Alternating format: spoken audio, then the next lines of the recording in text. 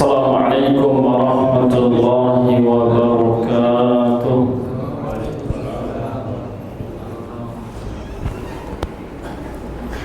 Innal hamdalillah nahmaduhu wa nasta'inuhu wa nastaghfiruh wa natubu ilayhi wa na'udzu billahi min shururi anfusina wa min sayyiati a'malina. Man yahdihillahu fala mudilla lahu wa man yudlil fala hadiya lahu.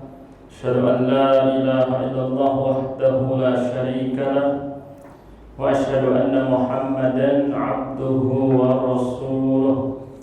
Allahumma shalli wa sallim wa barik wa an'im ala abdika wa rasulika Muhammadin wa ala alihi at-tayyibin at-tahirin wa ala sahabatihi al-ghurril mayamin wa ala sa'iri atba'ihi ila yaumiddin yawma la yanfa'u malun wa la banun illa man atallaha biqalbin salim. Amma ba'd. Ikhwatul iman, azani Allah wa iyyakum. Usi nafsi wa iyyakum bittaqwallah faqad fazal muttaqun. Qala Allah tabaraka wa ta'ala fi kitabihil karim, ya ayyuhalladzina amanu taqullaha haqqa tuqatih wa la tamutunna illa wa antum muslimun.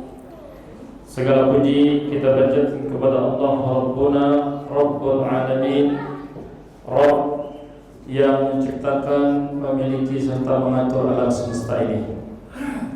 Salawat dan salam untuk Nabi kita Nabi Muhammad sallallahu alaihi wasallam, untuk keluarganya, para sahabatnya, kemudian untuk orang-orang yang istiqomah di atas Islam ila yaumil qiyamah, sampai kiamat tiba.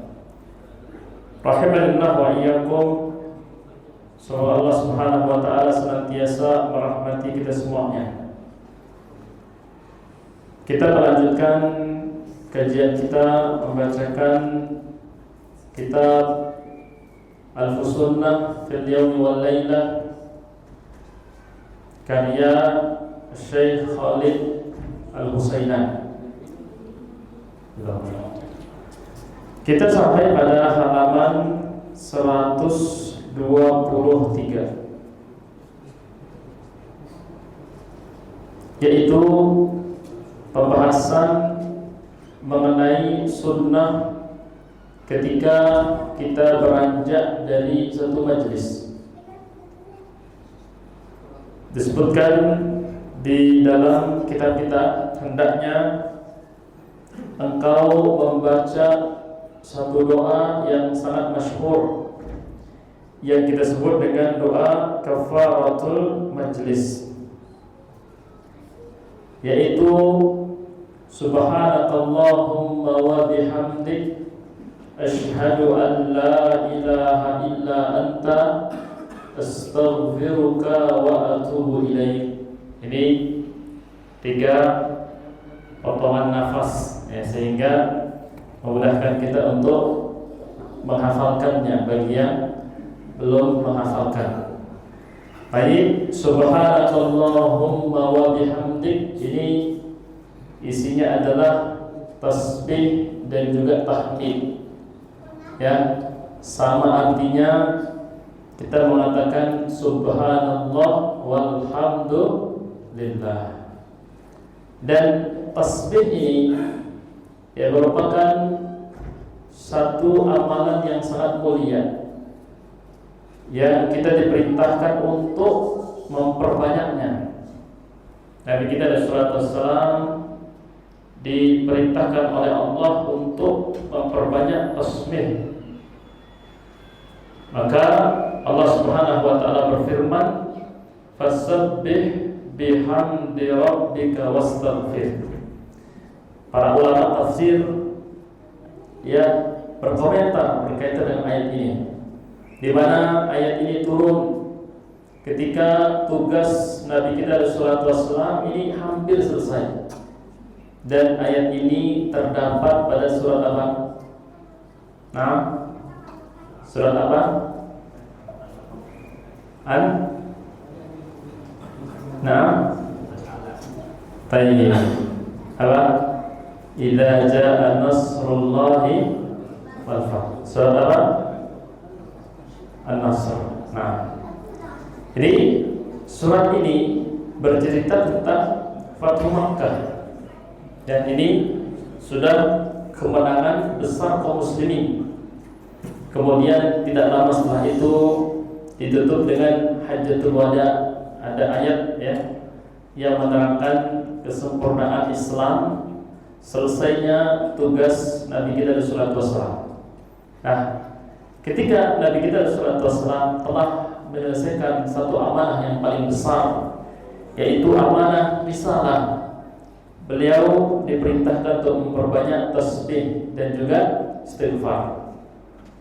Kemudian potongan yang kedua, asyhadu an la ilaha illa anta. Ini sama dengan ketika kita mengucapkan asyhadu an la ilaha illallah. Ini kalimat syahadat. Kemudian potongan yang ketiga, astaghfiruka wa atubu ilaik. Ini kalimat istighfar. Ini doa yang merupakan doa yang memiliki faedah yang sangat agung, di mana ketika seorang hamba mukmin atau mukminah dia membaca doa ini ketika dia bangkit, ketika dia selesai, atau ketika dia bubar dari satu majlis atau forum, maka Allah Subhanahu wa taala akan jadikan doa ini sebagai kafarah. Apa itu kafarah? Penghapus. Ya. Apa yang dihapus? Yang dihapus adalah dosa-dosa selama berada dalam majlis tersebut. Kemudian disebutkan sebagai doa kafaratul majlis, artinya ini kafaratun lillaghwi. Jadi doa ini akan menghapuskan hal-hal yang sifatnya laghun. Ya, laghun itu mungkin pernah dengar ya. Termasuk juga dalam hadis ketika kita mendengarkan khatib Jumat, itu tidak boleh berbuat laghun ya. Perbuatan yang apa? Sia-sia. Contohnya adalah al-kalamuz zaid, ungkapan-ungkapan yang lebih. Semestinya ketika kita berbicara secukupnya. Kalau sudah cukup ya tidak perlu ditambah-tambah kan gitu. Jadi seperlunya. Karena pada prinsipnya orang-orang beriman dihadapkan dengan dua pilihan. Falyakul khairan aw liyasmut. Kalau ucapan itu terdapat manfaat atau kebaikan, maka dia ucapkan. Kalau tidak, maka yang lebih baik adalah diam.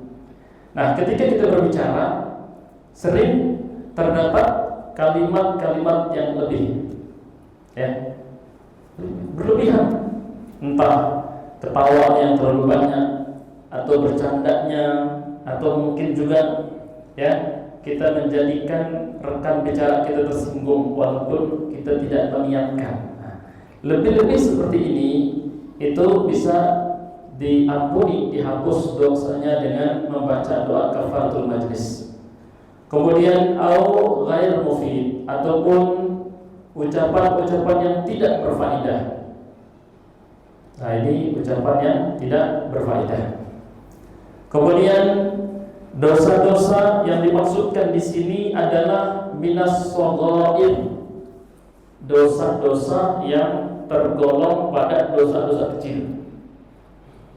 Nah, kalau ucapan itu mengandung dosa dan itu adalah dosa besar, tidak cukup dengan doa kafaratul majlis, melainkan membutuhkan taubat satu persatu. Nah, perbedaannya, kalau doa kafaratul majlis tidak perlu kita menghitung satu persatu kelebihan ucapan atau satu persatu kalimat yang tidak ada faedahnya. Secara umum ini akan mendapatkan kafarah, penghapusan. Adapun dosa-dosa yang besar, misalkan dia mengucapkan suatu ucapan yang di dalamnya terhadap kesyirikan, ya, maka ini butuh taubat tersendiri. Ya, contoh dia mengatakan, wah, ini kalau awan dengan model seperti ini 100% tidak pernah meleset, pasti hujan lebat. Ini dari mana ilmunya, ya kan? Begitu dikaitkan secara mutlak. Padahal kita mengetahui, ya, tidak ada yang paten. Bahkan mendung yang pekat pun kadang-kadang tidak terjadi hujan. Di mendung gelap, ya, semua jemuran kita ambil, ternyata hujannya bukan di Kampung Timur tapi di Manggar misalkan. Ternyata ada angin yang kemudian meniup awan-awan yang berkumpul di atas kita tadi. Jadi, nah, tidak bisa kita mengaitkan sesuatu dengan tanda-tanda yang kemudian secara 100% tidak demikian. Atau dia mengucapkan ucapan-ucapan yang haram. Ini juga membutuhkan taubat tersendiri. Oleh sebab itu disebutkan, ya, di dalam sebuah hadis diriwayatkan oleh Imam Muslim dari sahabat yang mulia Abu Hurairah, Nabi kita sallallahu alaihi wasallam menyebutkan as-shalawatul khams, salat yang 5 waktu, salat fardu, apabila kita lakukan dengan istiqomah. Kemudian wal jum'atu ila jum'ah, pekan ini kita tunaikan kewajiban kita salat Jumat, pekan depan Jumatan juga, ya. Kemudian Ramadan ila Ramadan, Ramadan tahun ini kita tuntaskan semuanya. Baik ketika kita mungkin, ya, kita genapkan, tidak ada yang qadha, atau ketika kita safar ada yang qadha tapi sudah kita qadha semuanya. Ramadan kita tuntas, kemudian Ramadan berikutnya juga kita penuhi semua puasa tersebut, kafaratun lima bainahuma, itu akan menjadi kafarah. Kita hari ini sholat 5 waktu, itu akan menghapus dosa-dosa kecil. Dalam sebuah hadis disebutkan, ya, Nabi sallallahu alaihi wasallam memberikan satu perumpamaan, ara'aita, bisakah engkau membayangkan, lau anna nahran, andaikan ada sungai yang jernih mengalir, ya, dengan air yang banyak, ya, di depan pintu salah seorang di antara kalian, yaghtasilu minhu khamsa marrat, setiap hari dia mandi dari sungai itu 5 kali. Ada di sini yang mandi 5 kali sehari? Ada? Perempuan pun tidak sampai, ya, 5 kali sehari, ya. Kecuali di waktu-waktu tertentu mungkin, ya, kerja terlalu padat, baru pindahan, beres-beres rumah, cuaca begitu panas, setiap mau sholat mandi, ya, setiap mau sholat mandi. Nah, andaikan di depan rumah kita ada sungai yang jernih, airnya terus mengalir, dari situ kita mandi 5 kali sehari, hal yabqa min darani syai', kata Nabi sallallahu alaihi wasallam, tersisakah, ya, kotoran dalam tubuh orang tersebut? Masih ada enggak kotoran di kulitnya? Jawabannya enggak, dia bersih. Seperti itulah salat 5 waktu akan menghapus dosa-dosa orang beriman. Jadi perumpamaan yang sangat sempurna. Kemudian Jumat ke Jumat berikutnya, ya, ketika Jumat ini kita tunaikan, Jumat berikutnya demikian. Begitu pula dengan Ramadan ini akan menghapuskan dosa-dosa kita.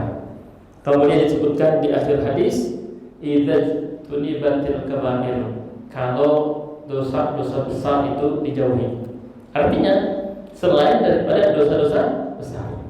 Jadi kalau dosa besar tidak otomatis, ya, melainkan di sini yahtaju ila taubah, membutuhkan taubat tersendiri.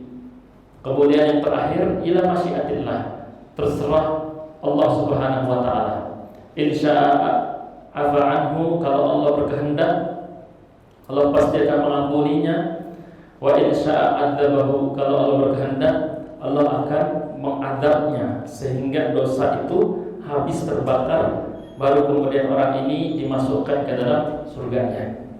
Nah, ini artinya walaupun doa kafaratul majlis ini sifatnya menghapus dosa-dosa kecil, tapi ini merupakan amalan yang sangat agung dan tidak seorang pun di antara kita yang tidak membutuhkan penghapusan dosa. Yang namanya kita berbicara, terlebih di zaman sekarang orang suka nongkrong ya.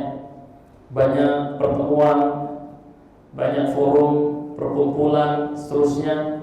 Ada saja kalimat-kalimat yang lebih, ada saja ucapan-ucapan yang tidak bermanfaat. Kadang-kadang niatnya baik tapi membuat orang lain tersinggung. Maka ini kita harapkan dihapuskan dengan membaca doa kafaratul majlis. Kemudian kaitannya dengan hadis ini. Hadis berkaitan dengan bab doa kafaratul majlis. Terdapat komentar dari sebagian ulama. Ada yang mengatakan hadis ini tidak sahih. Akan tetapi dengan jam'ut turuq, melihat jalur-jalur sanad periwayatan, maka alhasil kesimpulannya hadis ini merupakan hadis yang maqbul yu'malu bihi, hadis yang diterima kemudian diamalkan. Jadi hadis itu ada dua, ada yang maqbul diterima, ada yang mardud ditolak. Yang maqbul itu contohnya apa? Satu, hadis sahih. Yang kedua, hadis hasan. Hadis sahih dibagi lagi jadi dua, sahih li dzatihi, sahih li ghairihi. Sahih li dzatihi ini hadisnya memang sahih 100%. Adapun hadis yang sahih li ghairihi, derajat hadis ini tidak sampai pada derajat hadis sahih, tapi di bawahnya, yaitu hadis hasan. Akan tetapi karena jalurnya begitu banyak, satu sama lain saling menguatkan, naiklah dia jadi sahih li ghairihi, menjadi sahih karena banyak hadis-hadis lain yang menguatkan. Nah, begitu pula dengan ada hadis hasan. Kemudian hadis yang mardud, yang ditolak, tidak diamalkan, tentu yang pertama adalah hadis maudhu, palsu. Kemudian kedua adalah hadis dhaif yang sanad periwayatan itu lemah. Akan tetapi hadis ini karena di kalangan para sahabat saja terdapat belasan sahabat yang meriwayatkan. Ada Aisyah, ada Abdullah bin Umar ya. Kemudian sahabat-sahabat yang lain, ada Abu Hurairah dan seterusnya. Ada mungkin satu atau lebih riwayat yang didhaifkan, tapi masih banyak riwayat yang kuat.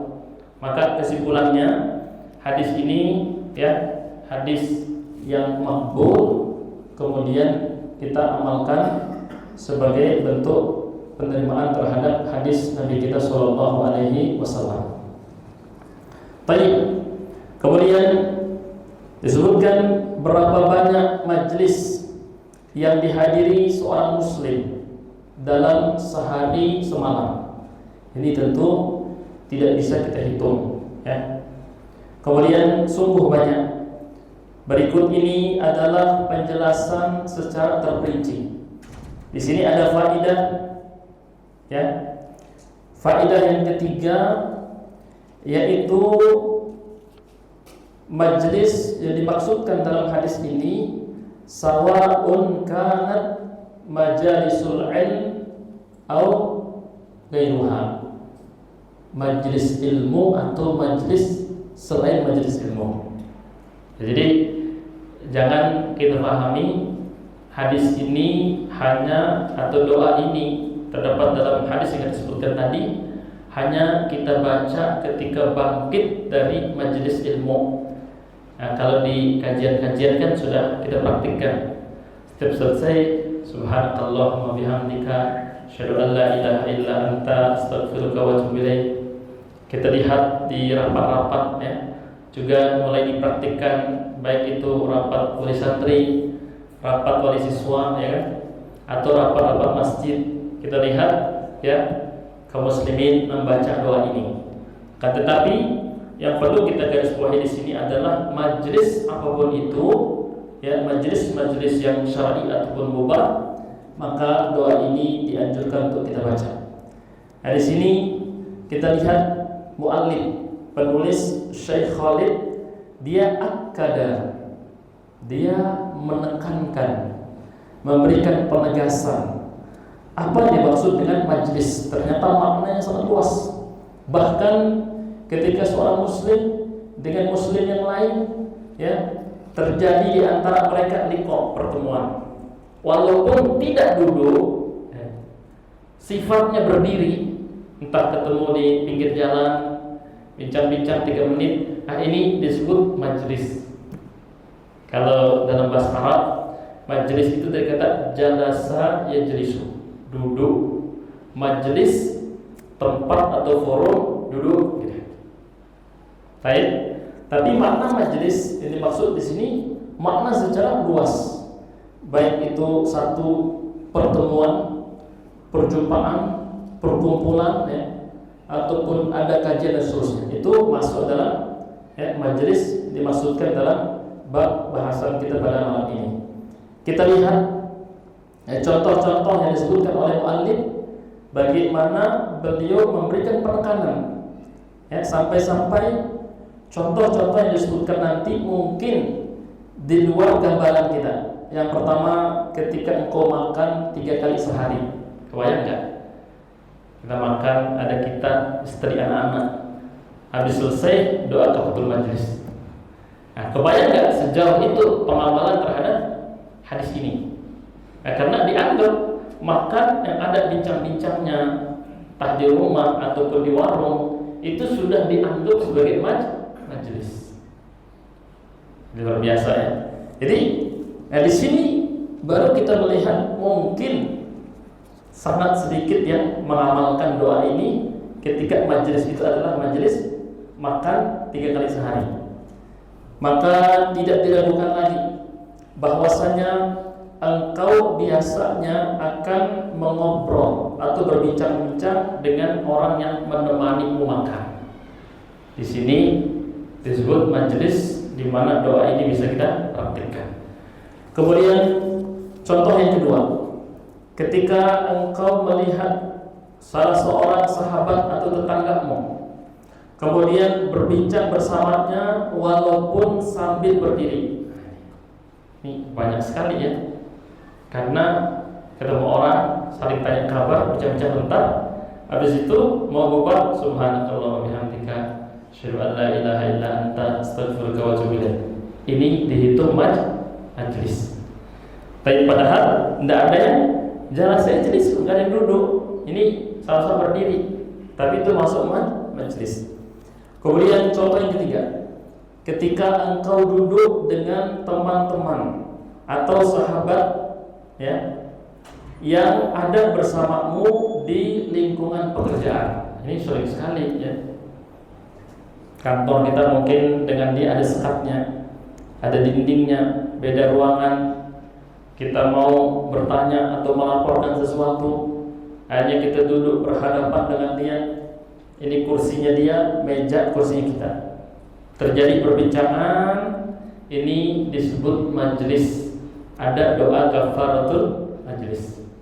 Ini jadi mirip-mirip seperti salam, ya. Dalam banyak hal kita praktikkan. Atau mungkin disebutkan teman di sekolahan. Nah, teman di sekolahan atau di masjid. Kemudian yang keempat, contoh yang keempat, ketika engkau duduk bersama istri dan anak-anakmu sambil berbincang-bincang, ngobrol bersama. Habis Aisyah nggak langsung tidur, katanya nurunkan nasi dulu, bincang-bincang dulu. Nah, pas sudah mau bubar ke kamar masing-masing, doa kafaratul majlis. Pertanyaannya, apakah pengamalan kita sejauh itu? Nah, bisa aja, bisa belum. Nah, ini saking bagaimana muallif menekankan bagaimana kita bisa mempraktikkan doa ini dalam banyak kesempatan. Kemudian contoh yang kelima, ketika engkau berada di jalan raya dan berada di dalam mobil bersama orang lain, baik itu keluarga ataupun teman, kita pisah, doa kafaratul majlis. Jadi luar biasa ya. Doa kafaratul majlis yang dibahas dalam kitab ini ternyata penerapannya itu sangat-sangat luas. Kemudian contoh yang terakhir dari muallif adalah ketika engkau menghadiri ceramah atau kajian. Ini yang contohnya, ini sudah masyhur, kita semua mengamalkan. Tapi kemudian peningkatan dari faedah kajian ini pada 5 kesempatan yang lain hendaknya kita berusaha untuk mempraktikkannya. Walaupun tidak 100%, paling tidak kita sudah memulai. Pernah baca doa kafaratul majlis ketika bangkit dari tempat makan, waktu itu makan bertiga misalnya. Pernah mempraktikkan doa kafaratul majlis sewaktu di kantor ketemu dengan teman-teman berlima bincang-bincang, pas bubar doa kafaratul majlis. Jadi yang membacanya tentu masing-masing. Membacanya masing-masing. Bagaimana seandainya ya ada di antara kaum muslimin dia tahu fadilahnya, dia tahu keutamaannya, akan tetapi tidak tergerak hatinya untuk mengamalkan. Ya tidak perlu kita hukumi dengan satu hukum, karena ini toh juga bagian daripada amalan sunnah. Hukumnya tidaklah wajib, jadi tidak wajib.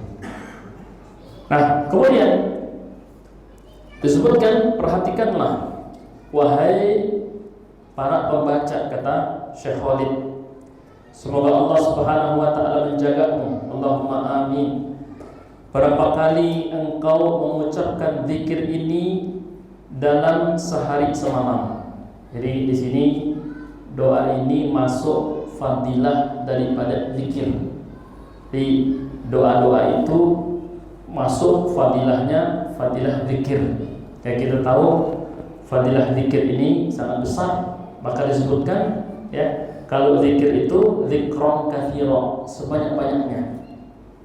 Nah, kemudian dengan begitu engkau akan senantiasa tersambung dengan Allah Subhanahu wa taala. Ini bagian daripada yang kita sebut dengan hablum minallah. Ya, hubungan kita dengan Allah apakah terhubung terus atau nyambung putus? Di saat-saat tertentu kita terhubung dengan Allah dalam sholat kita, dalam misalkan ketika kita di majelis ilmu. Akan tetapi di luar daripada keduanya, ingatan kita misalkan cuma dunia, nggak ingat Allah belas sama sekali. Ini putus. Ini lebih banyak nyambungnya atau lebih banyak putusnya? Nah, dengan banyaknya kita praktik zikir atau doa kafaratul majlis, ini menjadikan kita lebih sering terhubung dengan Allah Subhanahu wa taala. Jadi hablum minallah itu bagus. Ya, karena inti dari hidup itu ya hablun.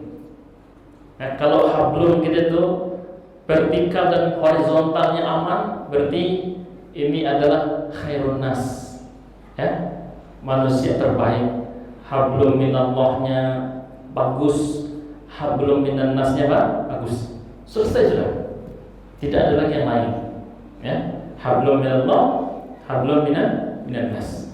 Jadi di dalam kehidupan kita itu semuanya menggunakan kata nyambung atau tidak. Kita dengan teman kita, seberapa banyak manfaat yang terwujud dengan pertemanan ini, maka pertanyaannya sebanyak apa nyambungnya, sekuat apa hubungannya. Begitu pula dengan istri, seberapa besar cintanya, seberapa besar manfaat pernikahannya, seberapa kuat nyambungnya dengan istri. Atau kalau banyak konslet-konsletnya, ya berarti banyak masalah.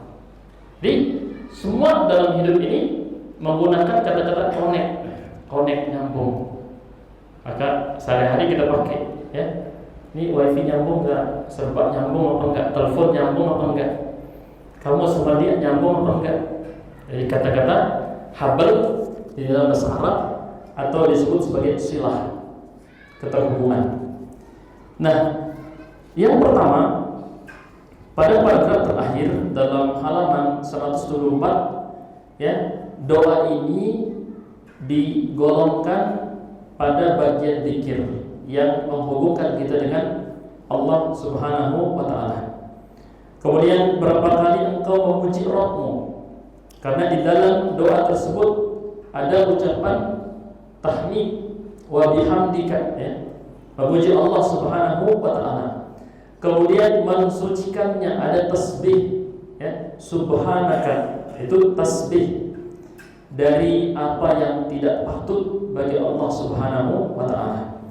Kemudian dan mengagungkannya ketika engkau mengucapkan subhanakallahumma wa bihamdika, ya Allah, maha suci engkau dari hal-hal yang tidak baik, engkau maha terpuji, ya. Karena sebagian manusia beranggapan kepada Allah hal-hal yang tidak baik. Mana contohnya? Dalam masalah akidah misalkan. Contohnya apa? Wa qalu takhadallahu walada. Orang-orang yang mengatakan Allah itu punya anak. Allah marah, hampir langit itu pecah-pecah, ya kan gitu. Di Al-Qur'an disebutkan. Karena ya sebagian manusia berkeyakinan Allah itu punya anak. Allah tidak suka karena Allah itu lam yalid wa lam yulad. Baik. Jadi kita bertasbih, subhanaka ya Allah, maha suci engkau. Engkau tidak seperti itu. Engkau tidak seperti itu. Kemudian pada paragraf pertama, halaman 125 disebutkan berapa kali engkau memperbaharui taubat dan istighfar. Di setiap kali kita membaca doa ini, maka perbuatan kita digolongkan pada pembaharuan taubat dan istighfar. Jadi taubat ini menurut bahasan yang luas tidak ada habisnya. Ada taubat sifatnya secara khusus. Barusan misalkan kita melakukan dosa, naudzubillah min dzalik, dosa ini begitu mengganggu hati kita, yang teringat terus, menyesal terus, kita bertaubat dengan taubat nasuha. Tetapi ada juga dosa-dosa yang ya mungkin kita melakukannya biasa-biasa saja. Nah, penting kita memperbuat taubat. Maka Nabi sallallahu alaihi wasallam dalam hadis yang sahih menyebutkan beliau memperbaharui taubat dengan mengucapkan istighfar walaupun beliau tidak berdosa. Setiap hari itu satu riwayat menyebutkan sebanyak 70 kali, rutin setiap hari. Ya, kita kalah jauh, dosanya menang lebih banyak, taubatnya kalah, ya. Jadi kebalikannya. Dalam riwayat yang lain juga sahih disebutkan mi'ata marrah. Per hari itu rutin dan selalu 100 kali. 100 kali. Baik, ini tajdidut taubah, membaharui taubat. Kemudian ya berapa kali dalam sehari engkau memperbaharui taubat dan istighfar kepada Allah dari kesalahan yang engkau peroleh dalam majelis tersebut. Setiap ada pertemuan antara kita dan teman kita, antara istri kita, mungkin ya antara guru dan murid, ini bisa saja terjadi kesalahan dan dosa. Oleh sebab itu penting kita banyak-banyak istighfar, memperbaharui taubat. Ya, kemudian ketika engkau mengucapkan astaghfiruka wa atubu ilaik, ini tajdidut taubah. Jadi jangan sampai di hati kita itu ada perasaan kalau saya selalu bisa mendeteksi mana salah mana benar. Kalau nggak merasa salah berarti nggak terdeteksi, aman saja. Akhirnya saya ambil tengah-tengah. Ya, kata dia yang kanan itu istiqomah istighfar dalam setiap hari 100. Yang kiri ini malas istighfar. Saya tengah-tengah. Saya istighfarnya kalau hati saya mendeteksi adanya kesalahan. Kalau enggak ya enggak. Nah, jangan sampai ada seperti itu, ya. Karena para ulama pun menyebutkan namanya dosa itu ada yang enggak kerasa. Nah, sampai kita mengandalkan keilmuan kita, mengandalkan kejernihan hati kita. Kalau enggak merasa salah, saya yakin saya enggak bersalah. Nah, ini jangan sampai seperti itu. Khawatirnya kita terpeleset pada apa? Lumpur ujub. Nah, seakan-akan seluruh perbuatan kita terkontrol oleh kita. Maka yang terbaik adalah mengikuti Nabi kita SAW, memperbanyak istighfar, bisa dipilih 70 kali atau 100 kali, ditambah ya dengan rutin mengucapkan doa kafaratul majlis. Kemudian pada paragraf kedua, halaman 125, disebutkan berapa kali engkau memberikan pengakuan akan keesaan Allah. Itu disebut dengan iqrar atau syahadah, persaksian bahwasanya Allah itu la ilaha illa anta. Tidak ada yang berhak diibadahi kecuali engkau. Sebagian ulama menyebutkan tidak ada yang berhak diibadahi dengan benar. Nah, ini tambahannya, kecuali Allah Subhanahu wa ta'ala. Jadi aslinya la ilaha illallah. Kalau kita artikan la ilaha illallah ini, kalau orang Arab dia langsung paham. La ilaha illallah. La tidak ada, tiada. Ilaha Tuhan. Illa kecuali Allah. Betul ya?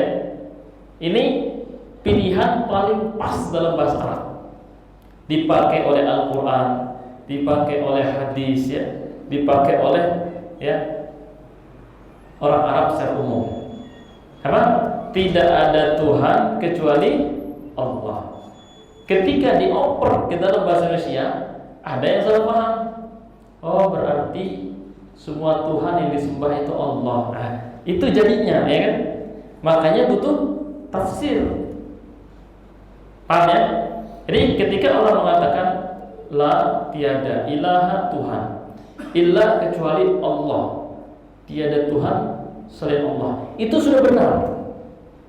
Tapi berpotensi menjadikan orang salah paham, yang pemahamannya dangkal, dipenuhi syubhat. Jadi kerangka kalimatnya sudah kalimat yang paling tepat. Tidak ada Tuhan selain Allah. Ya, maknanya Tuhan yang benar. Selainnya itu Tuhan-Tuhan yang salah, kan gitu. Tapi ada orang-orang yang suka melintir, ya, terutama misalkan orang-orang tasawuf. Oh, berarti semua Tuhan itu Allah. Nah, jadinya gitu. Kok jauh sekali kalimatnya, lari pemahamannya. Ya, terserah kita mau sembah batu itu Allah, mau sembah hewan itu Allah, apapun yang disembah itu Allah. Lahirlah pemahaman apa? Wahdatul wujud, menyatunya Tuhan dengan makhluk. Ini pemahaman yang sesat. Dalilnya apa? La ilaha illallah katanya. Tidak ada Tuhan selain Allah. Berarti semua Tuhan-Tuhan yang disembah itu adalah Allah. Ini kesimpulan yang sangat jauh. Nah, kita lihat orang-orang kafir di zaman Nabi SAW disuruh mengucapkan la ilaha illallah, takut mereka. Kenapa? Karena konsekuensinya patung-patungnya itu harus ditinggal. Berarti pemahaman orang-orang musyrik ini, ya, dari sisi makna masih jauh lebih unggul, karena dia berpegang dengan konsekuensinya. Makanya dia bertanya, aja'alal alihata ilahan wahidah. Kalau kita ucapkan la ilaha illallah, berarti kita menjadikan Tuhan itu cuma satu, tidak ada yang kedua, tidak ada yang ke-1000. Nah, ini pemahaman yang harus kita teruskan. Lama-lama lahir namanya wahdatul adyan. Semua agama itu sama, karena semua Tuhan itu Allah, ya sudah, semua agama itu sama. Ini larinya kemana-mana. Nah, aslinya kita ulangi, la ilaha illallah itu artinya tiada Tuhan selain Allah. Apa yang salah? Memang Tuhan itu cuma Allah, ilah itu semua Allah. Nah, karena adanya potensi-potensi salah paham yang liar tadi, akhirnya para ulama memberikan keterangan makna la ilaha illallah adalah la ma'buda bihaqqin illallah, ditambahlah bihaqqinnya. Artinya apa? Tidak ada Tuhan yang berhak, bihaqqin. Banyak Tuhan yang lain, diangkat sama manusia tapi tidak berhak. Nah, itu masalahnya. Atau disembah dengan benar. Bihakin itu bisa diartikan apa? Yang berhak atau disembah dengan benar. Oh, banyak disembah, tapi itu salah semua. Yang benar hanya Allah. Nah, ini la ilaha illallah. Jadi ketika kita membaca doa kafaratul majlis, kita berikrar, kita bersyahadat, ya, melakukan persaksian bahwasanya ilah yang berhak diibadahi dengan benar itu hanyalah Allah Subhanahu wa taala. Artinya ketika seorang muslim istiqomah membaca doa kafaratul majlis, ini tauhidnya akan semakin kokoh. Tauhidnya akan semakin kokoh. Sama seperti yang kita terangkan, setiap kali kita membaca doa apa? La haula wala quwwata illa billah, la ilaha illallah wahdahu la syarikalah, lahul mulku wa lahul hamdu wa huwa ala kulli syai'in qadir. Ini sama menguatkan tauhid yang ada di hati kita. Kemudian pada paragraf yang ketiga disebutkan, maka sepanjang hari dan malam engkau senantiasa dalam keadaan mentauhidkan dan mensucikan Allah Subhanahu wa taala, dan dalam keadaan beristighfar dan bertaubat kepadanya atas semua yang telah terjadi kepadamu. Nah, bisa jadi seorang muslim baru bincang-bincang istirahat di satu warung pinggir jalannya, terus ketika dia bubar ingin melanjutkan perjalanan, dia membaca doa ini. Ya, apa doanya? Subhanakallah wa bihamdik, asyhadu an la ilaha illa anta, astaghfiruka wa atubu ilaik. Dengan penuh keyakinan dan ketulusan, ternyata Allah takdirkan itu menjadi ucapan yang terakhir. Kira-kira di dalam doa ini ada la ilaha illallah atau tidak? Ada enggak la ilaha illallahnya? Berarti masuk kategori ucapan terakhirnya la ilaha illallah. Kenapa demikian? Karena kalimat la ilaha illallah ada di dalam doa kafaratul majlis. Baik. Adzan.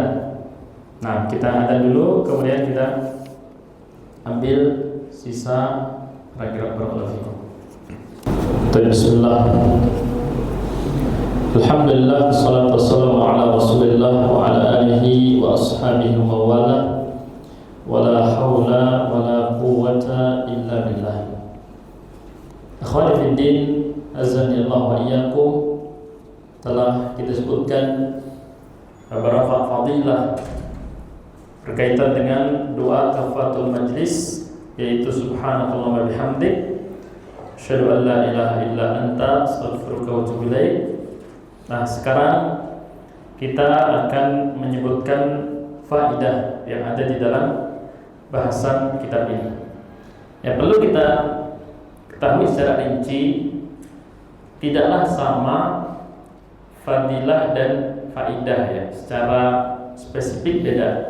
Kalau fadilah itu lebih dekat dengan kata-kata ahamiyah, kadang-kadang diartikan urgensi seperti itu. Ini faidah. Faidah dalam bab ini disebutkan dari Al-Imam Ibnu Qayyim rahimahullah taala. Dia mengatakan bahwasanya berkumpul sesama manusia, baik itu dengan teman atau saudara, ini kata beliau terbagi menjadi dua macam. Yang pertama adalah berkumpul untuk sekedar bersenang-senang, bersantai-santai, atau yang disebut dengan sekedar menghabiskan waktu. Ini kata beliau mudaratnya lebih besar, lebih dominan dibandingkan manfaatnya. Nah, apakah seperti itu? Tentu ya, secara umum iya, dan secara khusus kembali kepada masing-masing orang. Maka kalau si fulan dengan si fulan kumpul, pasti alur pembicaraannya ke sini, ke kiri misalnya. Kalau si fulan dengan si fulan ini pasti ngomongnya akhirat aja. Nah, ada yang seperti itu, walaupun judulnya dari ngopi misalnya, tapi omongan masing-masing orang beda. ya, yang tadi ngomongnya rencana jelek semua, yang kedua ngomongnya bisnis semua, yang ketiga ngomongnya ya akhirat semua misalnya. Nah, salah satu atau masing-masing dari ketiganya itu ada, walaupun judulnya adalah duduk-duduk ringan atau santai-santai. Kemudian paling tidak yang disebutkan tindakan ini pertama mudaratnya bisa merusak hati. Kalau duduk perbincangannya kebanyakan tidak bermanfaat, terlalu sering itu dilakukan, maka ini bisa merusak hati. Kemudian yang kedua, mudaratnya kata beliau ini masuk kategori ya tadyi'ul waqt, menghambur-hamburkan atau menyia-nyiakan waktu, ya. Di mana modal terbesar dalam kehidupan kita sebenarnya bukan uang, ya, bukan skill, bukan lain-lainnya, tapi adalah waktu. Waktu ini yang tidak bisa kita tambah. Orang bisa punya uang mungkin 100 kali lipat dari teman yang ada di sebelahnya. Bisa atau tidak? Bisa. Tapi belum pernah ada manusia yang bisa punya waktu dalam sehari itu ya 10 kali lipat dari temannya, sama-sama 24 jam. Karena waktu ini terbatas, jangan sampai disia-siakan. Kalau memang manfaatnya banyak silahkan, tapi kalau ternyata manfaatnya tidak ada, ini perlu di-manage, perlu kita batasi. Kemudian kemudian yang kedua, berkumpul bersama mereka untuk saling menolong, ta'awun, ya. Kita bersosial, saling membantu dalam perkara yang mengantarkan kepada keselamatan. Nah, ini luar biasa. Atau di sini saling menasihati demi menjalankan kebenaran. Wa tawassaw bil haqq wa tawassaw bis sabr. Ini merupakan fondasi daripada kesuksesan akhirat, merujuk pada Quran Suratul Asr. Kemudian inilah keuntungan yang paling besar dan paling bermanfaat. Nah, jadi ini adalah ya koleksi buat kita semua untuk memperkaya majelis kita dengan hal-hal yang bermanfaat. Silahkan ada waktu yang tersisa, kita berkumpul dengan teman kita, dengan siapapun itu, yang penting ya dari pertemuan itu ya banyak manfaat dan pahalanya, apapun judulnya. Mau sekedar santai ya, atau saling bertamu, bergantian, saling mengunjungi ya, berziarah, kita usahakan majelis itu adalah majelis yang mendatangkan manfaat, baik berkaitan dengan umur dunia, perkara dunia kita, atau umur akhirah, perkara akhirat kita. Demikian barangkali yang bisa disampaikan berkaitan dengan kajian kita malam ini, yaitu doa kafaratul majlis. Semoga dari kajian ini semakin luas pandangan kita dalam penerapan doa tersebut. Ternyata bukan hanya ketika kita bubar berpaling dari majelis ilmu, tetapi di sini disebutkan majelis secara umum. Semakin banyak kita mengamalkan, berarti semakin banyak pahala dan manfaat yang kita peroleh. Demikian barangkali, jazakumullah khairan. Kalau fikum masih ada, baik kita buka dan jawab, silahkan jika ada pertanyaan. Masih lupa saya. Baik, kita ada 5 menit.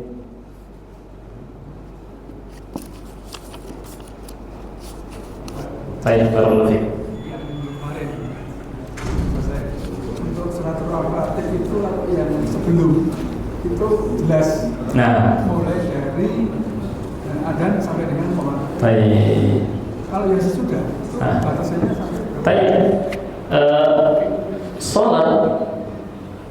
Sholat sunnah, diantaranya ada yang sebenarnya sholat rawatib. Letaknya ada yang qobliyah, ada yang ba'diyah, ya kan?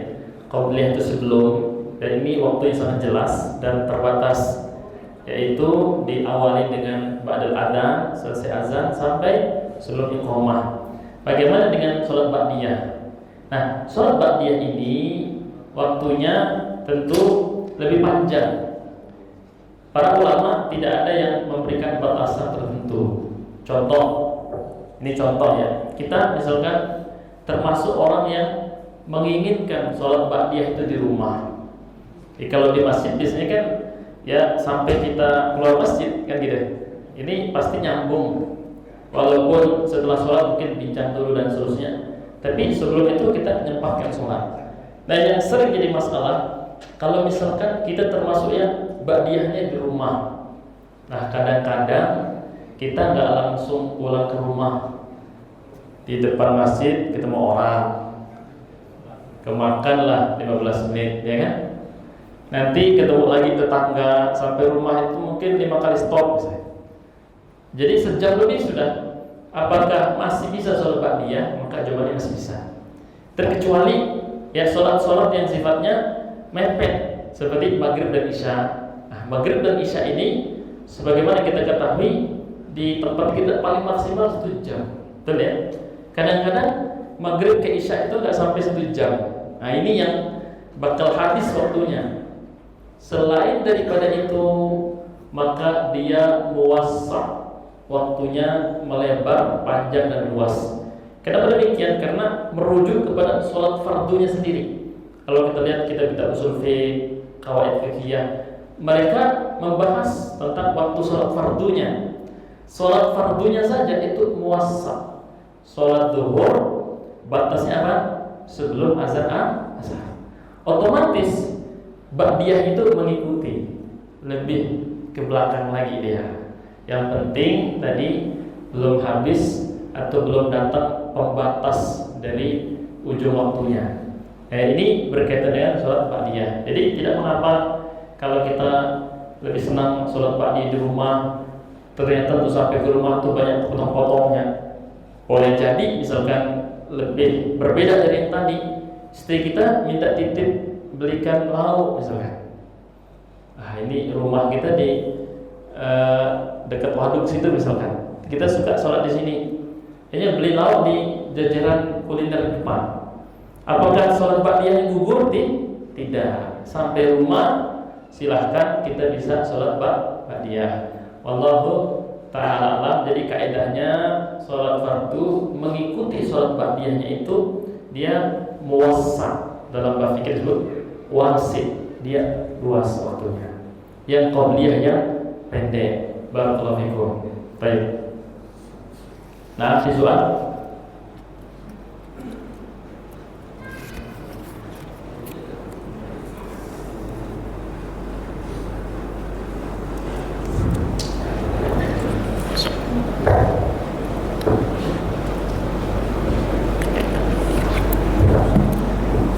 Baik, Pak. Nah, kalau tidak ada, kita tapi imam kita pun datang. Nah, selama ini kan kita memahami bahwa kafaratul majlis itu hanya bermajlis saja. Nah, bagaimana? Apakah selama ini tidak menjadikan kita menjadi dosa ketika misalkan kita ada beberapa majelis ini yang tidak kita berdoa di dalam. Baik. Barakallahu fikum, sangat bagus. Nah, dilihat dari 2 sisi. Pertama, ya, dosa-dosa yang terjadi selama majelis itu berlangsung berarti ruginya tidak dihapuskan. Ya. Yang kedua, apakah dosanya terjadi karena meninggalkan doanya? Maka ini tidak. Kenapa demikian? Karena kembali kepada hukum asal, hukum asal daripada ta'rifus sunnah, definisi sunnah dalam istilah fikih. Ketika seorang muslim melakukannya maka dia mendapatkan pahala. Ketika melakukannya dengan istiqomah, ditambah semangat untuk betul-betul menyerupai amalan Nabi SAW, boleh jadi pahalanya ditambah lagi, pahala menghidupkan sunnah. Tapi kalau ternyata dia meninggalkannya selama tidak mengingkarinya, tidak meremehkannya, dia tidaklah dihukumi berdosa. Kenapa? Karena hukum asalnya itu mandub mustahab atau sunnah. Ini 3 nama penyebutan daripada sunnah yang martabatnya di bawah wajib. Tapi kalau sunnah itu maksudnya sunnah dalam bab akidah atau manhaj, ini lebih kepada metode kita hidup atau beragama. Tapi di sini yang dimaksud dengan sunnah adalah sunnah yang arti lainnya mustahab, dianjurkan, ya, atau apa, nafilah sebagai tambahan pahala, atau apa, istilah-istilah yang lainnya yang merujuk pada makna yang sama. Demikian barangkali. Jazakumullah khairan, barakallahu fikum. Semoga Allah Subhanahu wa taala ya berikan keberkahan bagi kita untuk mengamalkan sunnah-sunnah nabinya. Allahumma amin. Subhanallah bihamdihi asyhadu an la ilaha illa anta astaghfiruka wa atubu ilaik. Assalamualaikum warahmatullahi wabarakatuh.